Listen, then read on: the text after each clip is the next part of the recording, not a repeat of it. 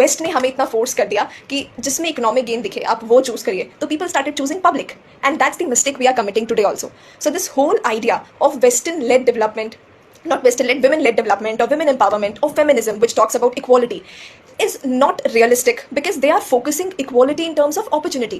और opportunity जब एक फीमेल को दी जाती है तो वो प्राइवेट स्फेयर से पब्लिक स्फेयर में आती है लाइक अ मेनेस, बट फिर वो नॉट जो है ना उस फीमेल की वो पब्लिक प्राइवेट दोनों से बनती है, तो then it become double burden over women, and that's how this patriarchal notion, patriarchy for women is exaggerating. It's converting into casual sexism, misogyny, double burden and various other aspects which again control a woman instead of liberating her from the patriarchal notions.